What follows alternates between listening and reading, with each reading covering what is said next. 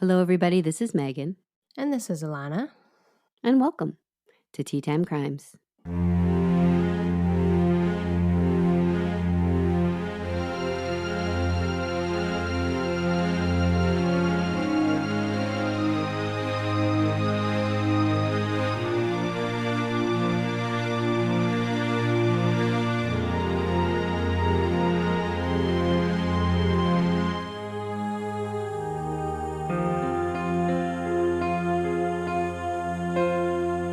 Anyway, hello. Hello. I'm back.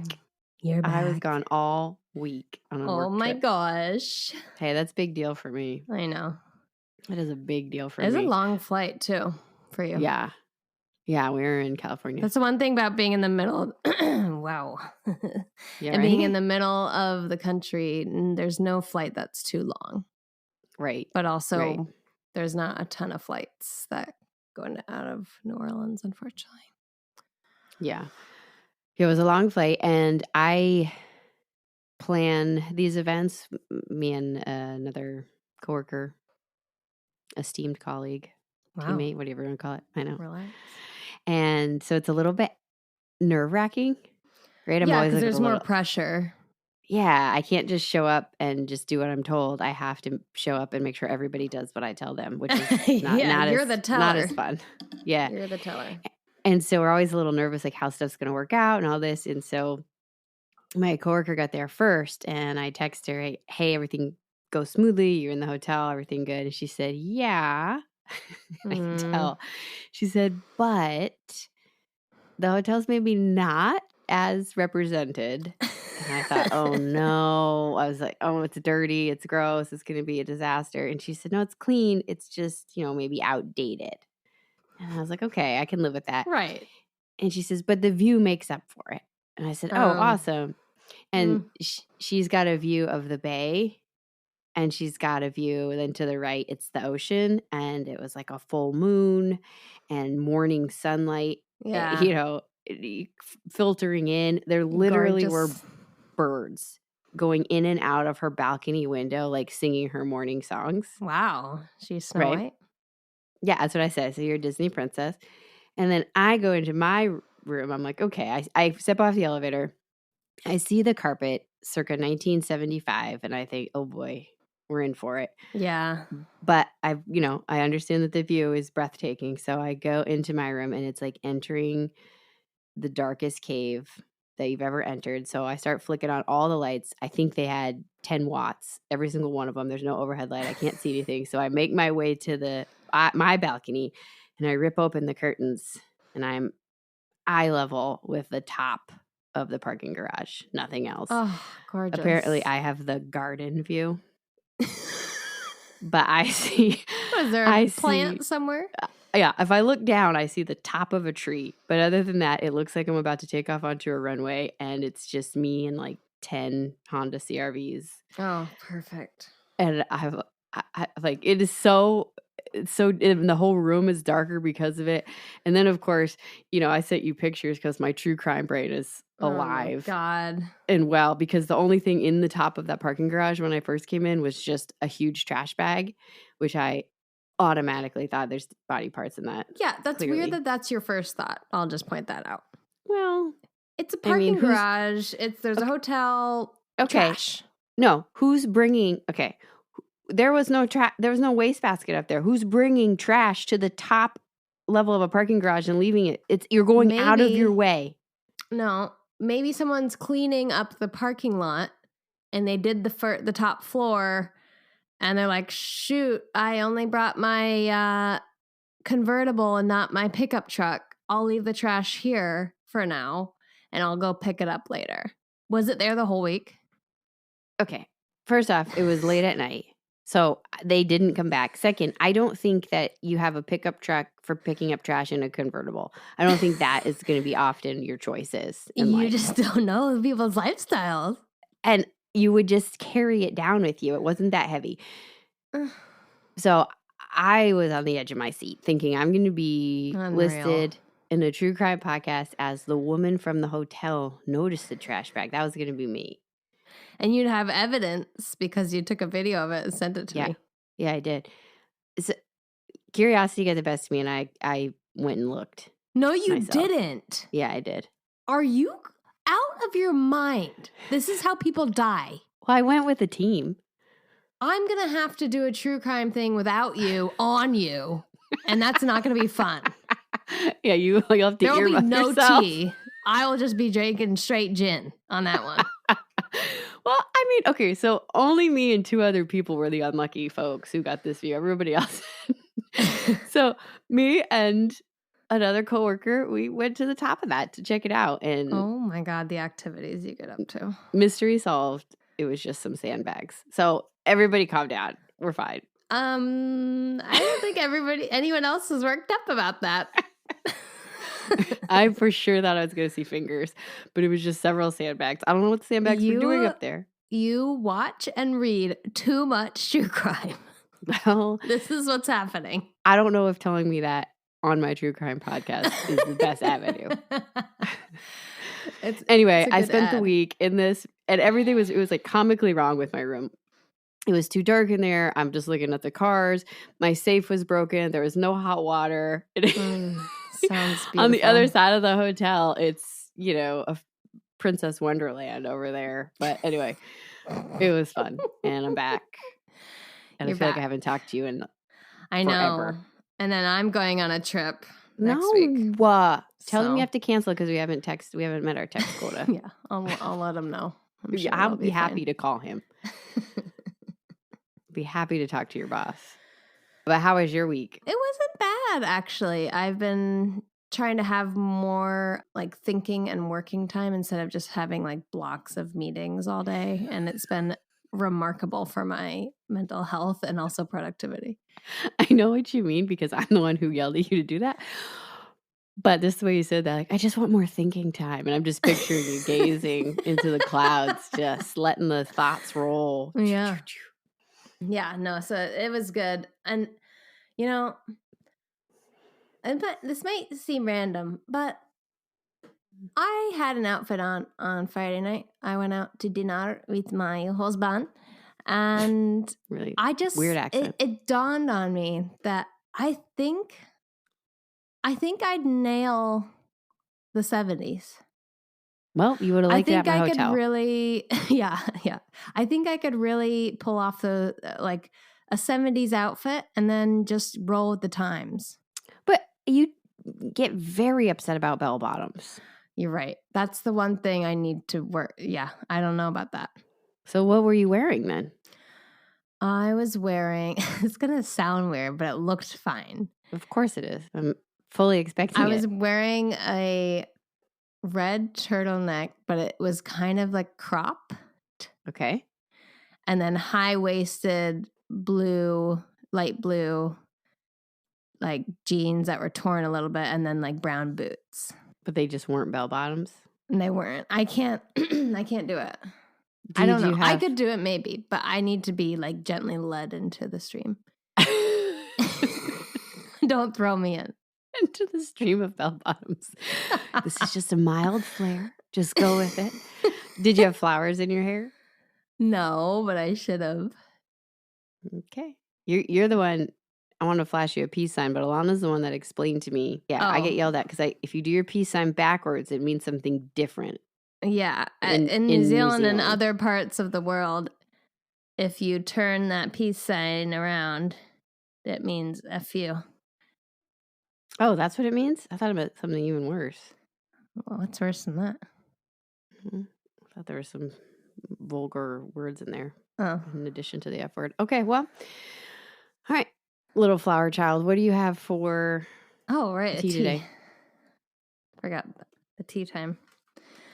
Yeah, let's just chit chat. I forgot. I don't know what case we're doing today. Let's just get caught up, okay? Okay, okay. Microphone, you're getting in my way. La menthe glaciale. Nailed it. Icy mint, if you cannot translate that. Which nobody could, even the people who speak whatever language you were trying. Green tea and peppermint. A delicious combination of fresh, peppery mint. Who says that? Who says that? Now I'm thinking amazing. of hot peppers. I would think it'd be minty peppers. I know. No. No, both are wrong. Both Continue. are terrible. Well, terrible is harsh. With the vegetal notes. Nope, we're done here. I can't believe you said that word out loud. I hate that word. I didn't even know it existed until just now, and Do you want to know about another word? Do I? What does that even mean? Have you holstered a word you know I'll hate? Yeah. Oh wait, I forgot it. Oh, perfect. Well, I think this is what it is. Can I look it up real quick? I mean, you can do whatever you want. Hold on. I'm not the boss of you. Holding. It's a verb. Oh, that narrows it down. I just don't know the last. Oh. Okay, ready? I don't think it is a verb now. Oh my God. Well, it could be a verb. Okay. What? Word of the day. Invagination. No. The action. No, listen. No. Stop it. Listen. It's not what you think it is. Well, I don't think action or process of being turned inside out or folded back in on itself to form a cavity or a pouch. It's exactly what I think it is. Okay, sorry. One of my anyways. How did we get to this? Why was that word ready? You were just using that word to haunt me, weren't you? Yeah. You're the worst. Anyway, what was the word you said that was vegetal? Awful. Continue. Yeah. Vegetal notes of a Chinese green tea. Okay. Everybody get it together, okay? Yeah, that's enough, everyone. Okay. So it's hot, as you know, because it was steeping. Oh, wow. What? It is vegetal. It Ew, smells like dirt? Broccoli. Ew, I thought it was peppery. I mean, that's what they say. But the smell is broccoli. Broccoli? Broccoli? Okay. I'm going to have to just erase this entire intro. The mint is there. I wouldn't call it peppery, though. It's just mint. It falls kind of flat, honestly. Ugh. I'm so grossed out by this tea. It really falls flat. I don't know if I steeped it long enough. I think I did, though. It's very vegetal in like a matcha type of way. Saying that. But the mint is not strong enough. It might as well just, shed off the mint persona and just embrace its vegetal nature. So I'm furious with you right now. Look, I got to get my kicks in before you throw murder at me. Yeah, that's true. I'm not interrupting you once. You just wait. It just kind of falls flat. Like it's nice and warm and it makes you feel like you're drinking something healthy because of its vegetal nature. Because it stinks. It doesn't stink. I don't consider broccoli a pleasant smell. There aren't broccoli what about candles. Cauliflower? Nope, there aren't vegetable candles, okay? Maybe that is an avenue that should be explored. I'm going to become a millionaire. For people who have no sense of smell. Well, there's a whole market out there from COVID. That's right. Okay. Post-COVID candle. Get the benefits of broccoli through your nose. Oh, wow. I think we're on to something. Yeah. Anyways, we're on something, it's for sure. I'm giving it a vegetal sideways thumb. Seriously, you're not even going to thumbs down it? No. It's not that bad. It's just poorly described. It's not peppery minty. It sounds terrible. I'm going to ship this to you. Just the thought of what you were describing, I became nauseous, which has never happened. Not once. I know. We've had some interesting We've had some gross teas. Like I'm having trouble. Yeah. Even that one was fine. I'm having trouble right now. Tasting like dirt and broccoli in my mouth. Okay, let's get out of here. It's it's not bad. It's sideways. No. Ugh. Okay, stop it. I hope it gets worse as it gets colder. All right. Are you ready? I'm ready. Okay. Well, I picked today's case because this case is about the first and last woman to be executed in the state of Louisiana by the electric chair. Whoa. Up close and personal. She's not the only woman executed in Louisiana or on death row, but only one in the electric chair. So, Annie Beatrice McQuiston, although she called herself Toni Jo for the rest of her life, not sure about that. We're going to go with Toni Jo because that's what she went by.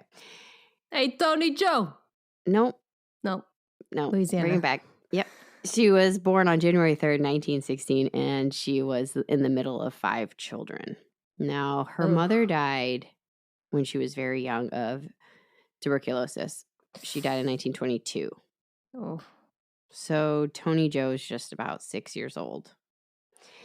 And she's sent to live with her grandmother. But then her father remarries, and she has to go back home, which she doesn't love.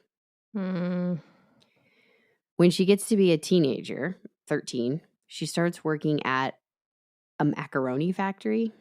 What? Which sounds more enticing than it probably was. But the rumors, I couldn't confirm this, but several sources cited that Toni Jo was fired because the owner found out that her mother had tuberculosis. Oh, that stigma, yeah. But this was years later, and so she was fired. And then when she went home, her father was furious that she'd been fired. I'm assuming he was abusive. And she ran away. So at 14, she gets a job working as a dancer. And she's in a club, I'm assuming. And 14, she's that's so young. Expected to do other things. Gross. In addition to dancing, which she did not realize. And once she realized that, she tried to quit, and they would not let her leave. That's not okay. So now Toni Jo finds herself surviving by being a sex worker. But it's almost like human trafficking. Like she's being forced to do it. Yeah. And she starts to drink and do some drugs, she's marijuana, just a baby. cocaine. And she's in and out of trouble as a teenager. So these stories of rebellion, I feel like they get blown a little bit out of proportion as things develop. But according to the newspapers, she'd been arrested for assault with a dangerous weapon, drunk and disorderly, disturbing the peace, vagrancy, drugs, just several charges. But she was released because she was, always a minor. Yeah. And the assault with a deadly weapon happened to be a bottle, like a broken bottle. Okay. And a pair of scissors. I think somebody's ear was snipped. But Whoa. I don't know what that means. Was she being attacked? Was she the aggressor? Right. I don't know. It was her and a couple other girls. She's a teenager at this time. So Toni Jo is living this life. She's a sex worker from the age of 14. She's now into drugs. She is not having the easiest life. I think we can all agree. In 1939, she meets a man named Claude Cowboy Henry. I might be in love with the name. I know. So cool. Anyway, Cowboy was born July 14th, 1913 in Texas. And he was the youngest of 6 children. I'm not 100% sure how he got the name Cowboy, but I've heard that it was because as a child, he loved to play cowboy and would do like rodeo and things like that. But also then he was a prize fighter and he went by the name Cowboy in the ring. Both could be true. So the couple meet at Toni Jo's, office. And he falls in love with her instantly. Love at first sight. And they run away and get married in November of 1939. Yeah. They take off to California for their honeymoon. And here, Toni Jo lets Cowboy know that she might have a bit of a drug problem. He knew that she drank and she smoked marijuana, but she didn't tell him until then that she also did cocaine. That might be a little bit more troublesome. So Cowboy takes this news in and he just smiles and then he checks her into a hotel room and he helps her quit cold turkey. So he sits by her side, checks on her and takes care of her and watches over her and until about a week until the withdrawals go away. I'm wondering how heavily into alcohol she was as well. Yeah. It's unclear. So she kicks her drug habits Good for She's her. forever grateful to Cowboy. And they are just in love. Aww. Now, Cowboy lets Toni Jo know during this time that he has a past as well, and one that Toni Jo probably can't save him from, but he's hopeful. Cowboy, in the fall of 1937, had gotten into an argument with a man named Arthur Sinclair. Apparently, the two men had been drinking at a bar, and Sinclair approached two women. Words were exchanged. Cowboy didn't like what was said, and he followed Sinclair outside of the bar. According to Cowboy, Sinclair was armed with a gun, and he pulled the gun on him and said, "I'm going to kill you." And he fired 2 to 3 times at Cowboy, depending on the source. Cowboy attacks him because he's a fighter and disarms him. And Sinclair says he's going to kill him again, and Cowboy shoots him 2 times, once in the chest, once in the abdomen. Sinclair happened to be an off-duty police officer. Whoops. So Cowboy claims self-defense. The prosecution says that it's murder, and he was sentenced to 50 years in prison in January of 1938, but he appealed, and the verdict was thrown out. Wow. Okay. But the prosecution is still working on doing a retrial. Okay. So Toni Jo is aware of these legal troubles Cowboy has faced. And when they get back, yes, you have a question, ma'am? I mean, you can finish your sentence, but it's not quite you. relevant. It never is. Let's just go. Let's just take that left turn. Okay, so we're real close around World War II right now. Wait, just hear me out. You gotta be kidding me. Do you think that prisoners in the U.S. were drafted into the military? I have no idea. Probably, right? Probably not violent offenders. Oh, I've got to look this up. This is really interesting. Okay. Get back to us on that. Okay. So they got married, right? November 1939. Yeah. January of 1940, Cowboy's back on trial. Oh, no. Not long at all. January 25th, she's right by his side. She's there. Trial lasts 5 days. On January 30th, Cowboy Henry is found guilty and sentenced to 50 years in prison again. Run. Don't you think 50 years for what was described for the fight? Don't you think manslaughter is an option? I mean, he not willfully self-defense? shot him. Because they were in it is self-defense. Because they were in an argument and the man threatened to kill him several times and shot at him first. I know. I mean, I don't agree with it. He seems like a good guy. Like he's kind of a vigilante. That's right up your alley. If self-defense isn't going to cut it, don't you think manslaughter would be an option? And the only reason actually death penalty wasn't on the table, I read, was because he was a police officer, was because he was off duty and Cowboy didn't know he was a police officer. Got it. But isn't manslaughter like an accidental murder? Yeah, I guess. But it's like when you drive over someone by accident. That was vivid. Sorry. Yeah, I just feel like a lesser charge could have been thrown in the mix here. Anyway. It was probably stacked against him on purpose because that guy was a cop. Yeah. So Toni Jo is devastated. Yeah. I mean, broken. More upset than I think Cowboy, honestly. And you have to think about Toni Jo for a moment. Think about what this moment means to her. So she has gone the last decade having to be a sex worker. She by her own admission, she hates all men except for Cowboy and her little brother. She's been abused. She's been beaten. She's been an addict. Cowboy is the first person to take care of her. Yeah. So pull her out of that, to marry her, to give her hope, to give her something to look forward to. And she's only been in this new world for a couple of months, and then it's gone just like that. Sometimes I feel like sometimes when you've been fighting for so long and then you get relief, if you have to start again, it's 1,000 times worse. So hard. It's like when you have really uncomfortable shoes on. Here we go. And then you take them off and your feet are like, they're resting, they're swollen, they're hurting. And you like have to put them back on. It's like, no. You can't. Yeah. You can't put them back on. Yeah. So I just don't think Toni Jo could put those shoes back on. Poor girl. Mm-hmm. So Cowboy goes to jail. And Toni Jo doesn't know what to do with herself. She kind of Spring him loose. wanders around aimlessly, and then she decides that she needs to take action. Yeah. She's going to break Cowboy out of jail. Yeah. You know how this turns out. Mm.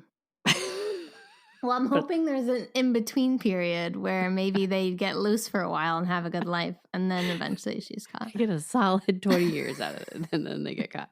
Yeah. So she's going to break Cowboy out of jail.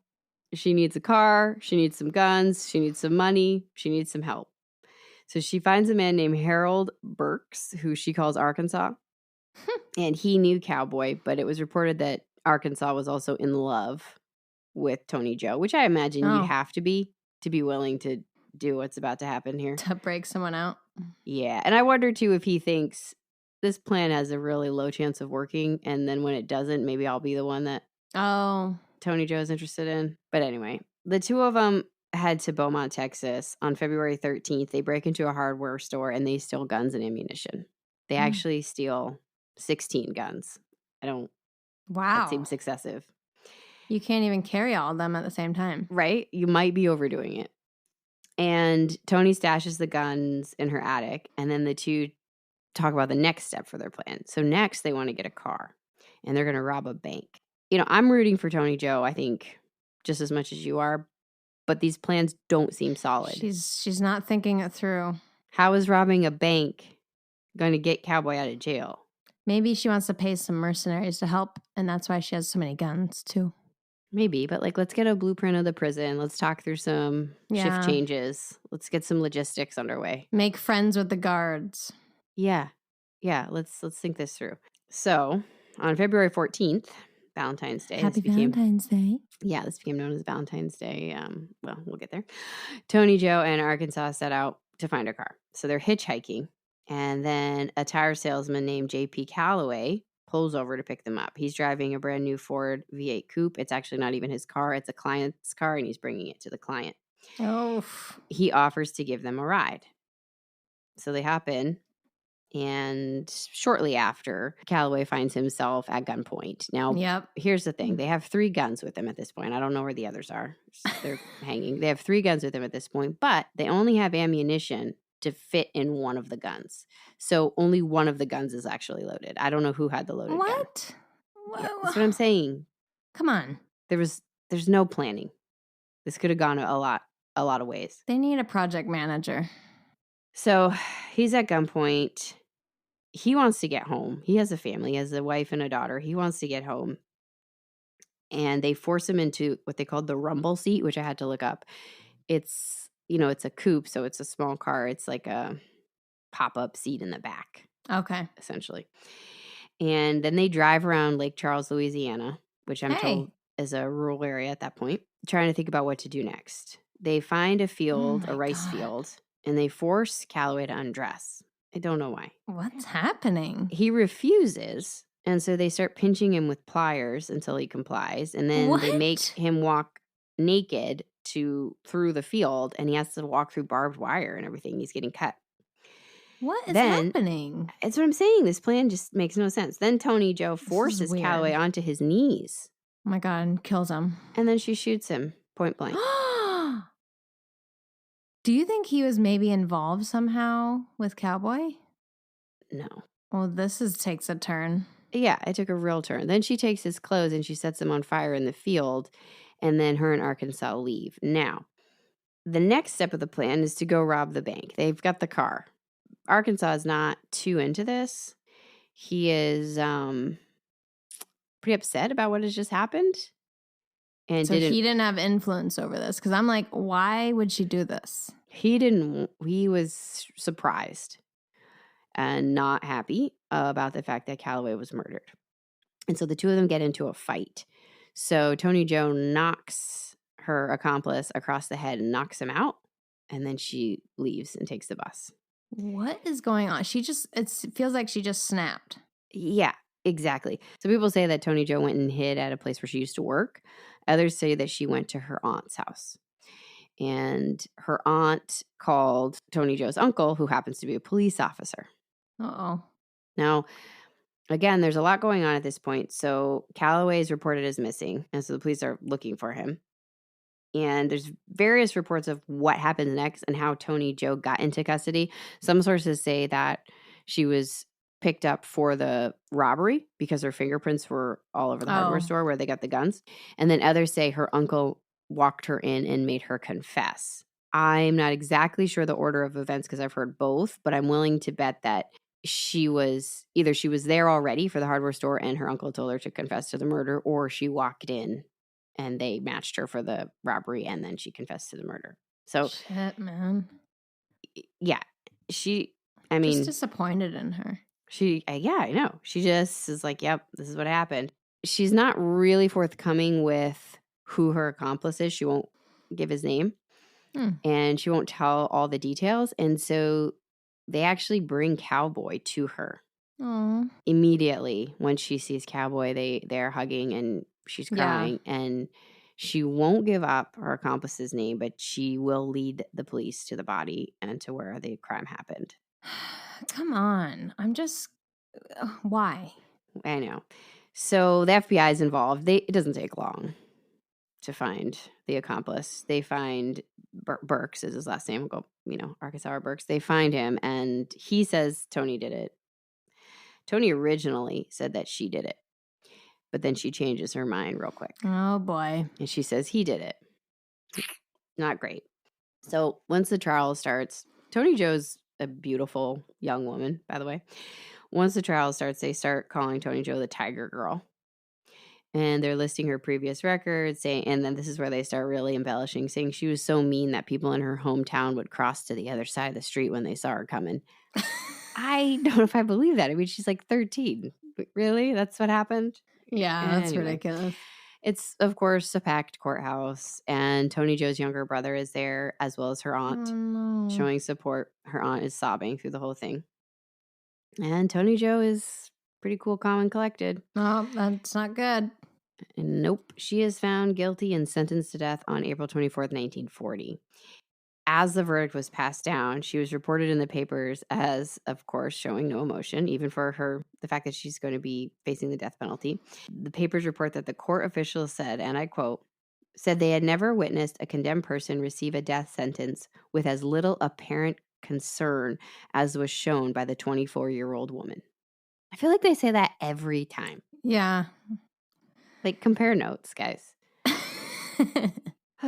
And what happened was that a woman had previously been put to death, but she was hanged.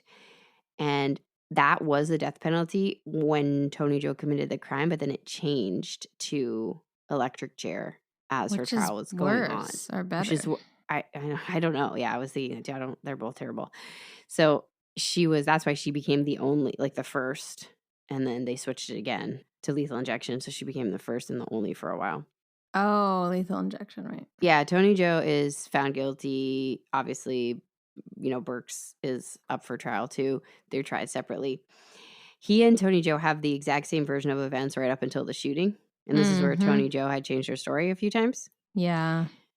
So I hate to say it, Toni Jo, but so Burks' attorneys are really, they're not trying to get him off. They're just trying to save him from the death penalty. That's really their only goal. And Toni Jo's lawyers are filing appeals for the same reason. Nobody's denying that these two did it. They're just trying to not have them up against the death penalty. Right. Burke's attorney, Mr. Williams, says his client admits to the carjacking and robbing, but says, quote, as far as murder is concerned, this boy is a victim of circumstances, forced to obey the orders of a depraved woman. Oh, boy. Yikes. And on March 27th, 1940, he was also found guilty and sentenced to death. Now, Toni Jo's lawyers appeal 3 different times. Again, not for an acquittal, but just to have it be changed to a life sentence. But by the time Toni Jo was 26, she was out of options. She burned through all her appeals every time. It stayed as it was. And before she was executed, she actually made a sworn statement that it was her who pulled the trigger. And she was hoping to save Burke's life with that admission. Now, the Shreveport Journal did an interview with Toni Jo, before her execution. At the time, they thought she was going to be executed a week later. It ended up getting moved, but at the time, she thinks she's a week away from death. And they're doing this to, quote, show the warped philosophy of a criminal. It was fascinating. She's kind of casually in her cell. She's dressed, I don't know if it's just for the interview, but they let her dress in normal clothes. She's not in a, prison suit Is or this anything on like that. video? No, there's pictures. Okay. And she said, she's just saying, I bet you guys are wondering, like, what's going through my mind and what it feels like to be on death row. And she said she's not really haunted by the victim. And she imagined he cared about his life as much as she cares about hers.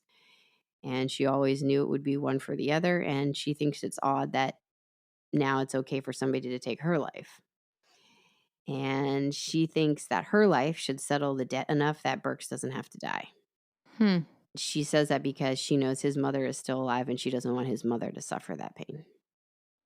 Gotcha. But why'd she do it? Well, she goes on to say that she's worried about her brother who's joining the army and she's worried about him. Yeah. And she says there are odd things that come up too. Like, for instance, she said, I have a favorite radio show, right, that she listens to. And she said, it's on break right now. And it's weird to think that that show will keep on going. And I won't be here to listen to it anymore. And I won't get to know what happened. And everybody else will just keep living their lives.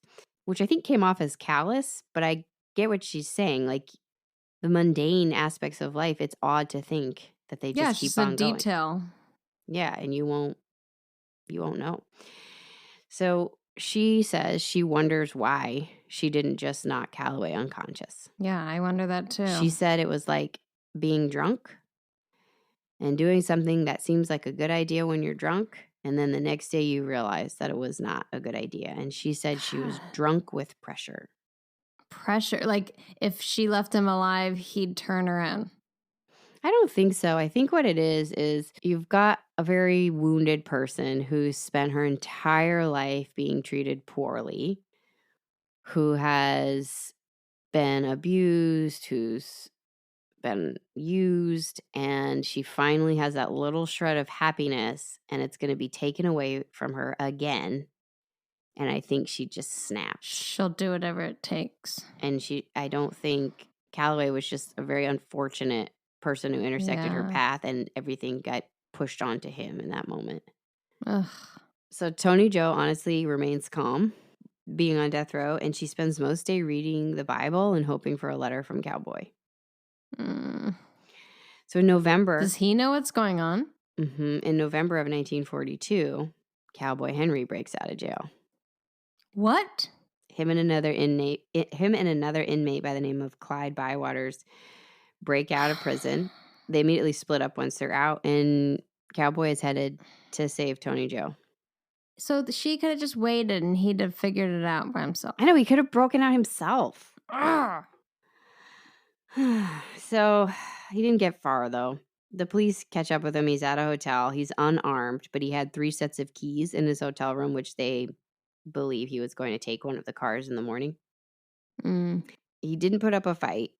He is in the hallway of the hotel, and he tells them, listen, I'll be no trouble. And he starts joking with them, saying, why do y'all look so nervous? I mean, he's a big dude. People are, they're kind of rooting for Cowboy and Toni Jo in a weird way. Somebody hands him a picture of Toni Jo that the newspaper had taken, and he just says thank you to them. And then the reporters are yelling, Cowboy, is there anything you want us to tell Toni Jo? And all he says, he's starting to look defeated at this point. He just said, she knows. She knows. So they take him back to jail, and somebody tells Toni Jo what's happened, and she just says, Claude's crazy if he thinks he can get me out of this. The day before Toni Jo's execution, on November 20th, 1942, the prison allows Cowboy and Toni Jo to have one final phone call. Cowboy is a mess and crying through the whole phone call, and Toni Jo keeps her cool and tells him, get out of prison, live your life, make something of yourself. Well, he's stuck there for 50 years, homie. Yeah, well, he'll be 90, but...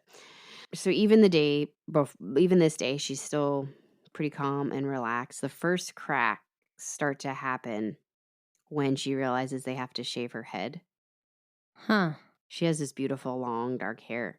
There is something, I think it probably felt more real for her in that moment. And there Yeah. also is something, it's very traumatic Yeah, it's to something's lose being your taken hair. away from Yeah, you. it's a part of you. It's Yeah. how it's Part a of your part of your identity. identity. Jinx. And she starts crying when they shave her head, and the warden actually allows her to tie a red scarf around her head so she Mm. doesn't have to be executed feeling totally uncovered.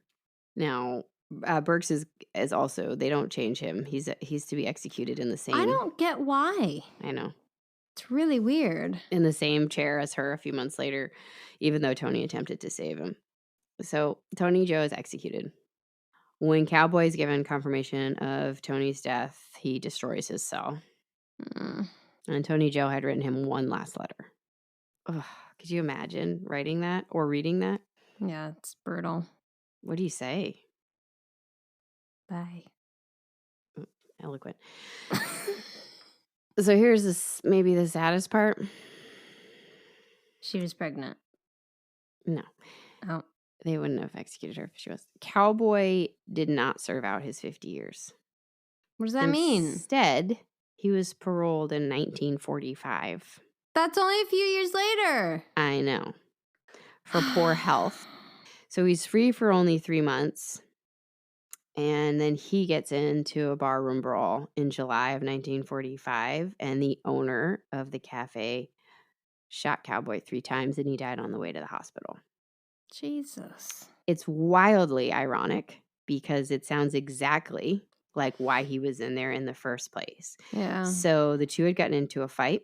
Cowboy had hit the owner several times, and then he walked away. He left. He got into a cab, and he took off. But for some reason, the cab circled back around. I assume Cowboy told him to. I don't know. And when it did, the owner pulled a gun and shot at him through the car. And Whoa. yeah, which is almost exactly like what happened to Cowboy, but no charges were filed against the cafe owner. How? How does that work? Yeah. Ay, ay, ay. That So sucks. I know. So they both gosh, they both had such a violent end. Yeah. And I just Who's go ahead. Who's what? what sicko thought of the electric chair as a execution method? I know, So I want to awful. know. It's disgusting. Awful. You sick fucker, whoever you are. Yikes. You're probably dead. Rude. Gotta look this up. Did you find out who invented the electric chair? Oops. Yes, I did, and it's a fucking dentist. How do you go from dentistry to electric chair? Sicko. Sicko. That makes sense to me, actually. You think because dentists are sickos? Well, I don't know. No, I don't think all dentists are sickos, but I'm saying you're in the dental chair. We love a good dentist, okay? We love a good dentist. Yeah, they're hard to find. And you've got like a drill. Oh my God. Stop, you're making it worse. What is wrong with this person? It's what is, maybe there was a reason. Whether they think it would be a faster way and a more humane way than what was happening before that. Because hanging is not great either. No, it's not. But they should have stuck with the guillotine. That's quick. I mean, it's a little garish, but not at all. Here you go. As a supposed humane alternative to hanging. See? That's a joke. He thought he was doing a good thing. Yeah, I guess. I don't know how quickly. I don't know either. Like, I know it takes a couple minutes to pass, but I don't know if you're just knocked out instantly. It's got to be really painful, though. If they do it wrong, it's awful. Oh, so the idea really came from when people touch rail lines, they get killed instantly. Okay, so he was trying to kill people instantly. Maybe don't focus on killing. Like, I hate humans. All right, I'm done. Yeah, we're the worst. All right, well, there's so many things that could have gone a slightly different way. Yeah, I know. So many, if Cowboy had, honestly, probably if he'd been somebody of prominence, I think it would have been self-defense. It was because he was a poor fighter. If the man that he got in a fight with happened to have just been, a barfly, I don't think they would Yeah. have pressed it. If Toni Jo had just waited, Cowboy would have been paroled. And they would have lived happily ever after. Or if she'd just let Cowboy, because clearly he can escape. He was in like a working prison, so I think he was outside. Got it. He could have escaped on his own. If Toni Jo had just knocked the man unconscious instead of pulling the trigger. I know. I just don't understand. I mean, she did a terrible thing, for sure. But like, the best explanation she gives is that everything just built up into that moment, and all it takes is one pull of the Yeah, trigger. that's true. Guns are dangerous. And then the mistake has been made. So it's just really sad. And it's you want to root for them, like you wanted a different outcome, but they only knew each other for a few months. Yeah, I mean, it is crazy. Also, the odds that they would have lived happily ever after are probably pretty slim, because these are two very injured people. Yeah, but it seemed like they were really gentle with each other. I know. So that could have been the change. You still want to hope for it. I mean, Cowboy seemed so he's the first person who accepted her for who she was. He knew she was a sex worker. He was her client. He knew she was a drug addict. He helped her get off of it. Yep. Right? It was probably the first time Toni Jo ever felt seen in her life and felt okay with that. And I would say the same for Cowboy. She knew he was up against a rough time when she was going to stand by his side. So it's really sad. And they're both young, and they're both really attractive, and they look like they walked off a movie set of some sort of 1940s Western. Nah, a little more. They're a little cooler. Oh, okay. Yeah. But anyway, what do you think? I mean, my last words, I guess, are I feel very mixed, because it's like, for some reason I am rooting for her, but she also is a cold-blooded killer. Right. So it's very confusing. Yeah. It's mixed. It's really mixed. She made a really bad decision and ruined someone's life and their family's life. And I think, I mean, the poor mother and daughter of Mr. Cowboy. Yeah. Like, she's a villain. Yeah. But what's interesting about Toni Jo, I think, is, a lot of people in this situation would deny it. She basically said, I know what I did, and I did it, which is unusual. Most people will claim innocence forever, and she's like, she basically said, Cowboy can't get me out of this. Yeah. She had accepted her fate and realized that it was due to her actions. Right. Which is not often the case. No. And also makes me feel like she is somebody who, had circumstances been different, she would have made a different choice, rather than being a sociopath or something like that, where no matter what you do, you're going to have this violent ending. I feel like had she had a different opportunity, then she would have made a different choice. Yeah. I think that's right. I hope Toni Jo and Cowboy are together now, wherever they are. Sad. Why didn't he just knock him out? I know. It was so stupid. It's just weird. That whole string of events was very strange. She was temporarily insane. I mean, her plan, she didn't even have a plan. Her plan was stupid. There's no plan to it. She was she was just breaking down. Yep. She lost it. But who should listen today to this terrible tale? Cowboys and cowgirls, aunties, brothers. Let's think who else. Prison guards and judges. Okay. And you can find us on Instagram, Facebook. What else? YouTube, Twitter. Oh, we're on Twitter? Yeah, I've been on Twitter for a bit. Oh, wow. Well, clearly I'm very involved. You can find us at teatimecrimes@gmail.com. Shoot us a line. No, just at teatimecrimes. They can't find us at teatimecrimes@gmail.com on Instagram. Oh, yeah. teatimecrimes. Okay, and then you can email us at teatimecrimes@gmail.com. Do we? We're a mess. Who even sets up these accounts for us? Hey, how's your veggie tea?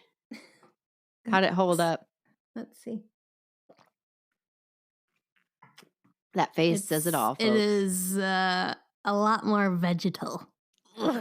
It was like I'm drinking broccoli and cauliflower juice. Delicious. Yum. All right, gross. Okay, well, we will be back next week. You right? bet we will. Yeah, okay, yep, we will get it more together. Okay, thank you for listening. Goodbye. Tita guys out. Nailed it.